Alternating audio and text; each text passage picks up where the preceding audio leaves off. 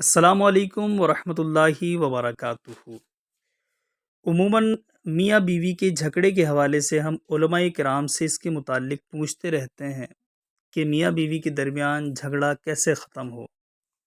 اس ضمن میں آپ کو ایک واقعہ سناتے ہیں۔ ایک عورت سے کھانے میں نمک تیز ہو گیا۔ شوہر کھانے کے لیے بیٹھا تو اتنا تیز نمک دیکھ کر اسے غصہ آ گیا۔ غریب آدمی تھا، 6 ماہ بعد مرغی کا گوشت لایا تھا۔ 6 ماہ سے دال سبزی کھا کھا کر اس کی زبان گوشت کھانے کے لیے بے چین تھی، مگر بیوی نے نمک تیز کر کے سارا سالن خراب کر دیا۔ اس نے بیوی کو کچھ نہ کہا، چپ چاپ کھا لیا اور دل میں کہا، اے اللہ، اگر میری بیٹی سے نمک تیز ہو جاتا تو میں یہ پسند کرتا کہ میرا داماد اسے معاف کر دے اور میرے جگر کے ٹکڑے کو کچھ نہ کہے۔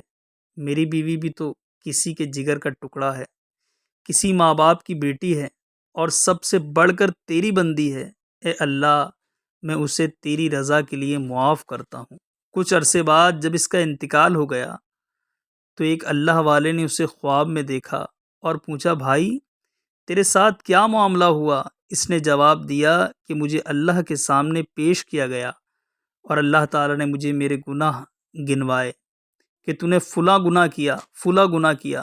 میں نے سمجھ لیا کہ میں اب ان گناہوں کی وجہ سے جہنم میں جاؤں گا، لیکن اللہ نے آخر میں فرمایا، جاؤ، میں نے تمہیں اس وجہ سے معاف کیا کہ تم نے اپنی بیوی کو اس دن میری بندی سمجھ کر معاف کیا تھا جس دن اس سے نمک تیز ہو گیا تھا۔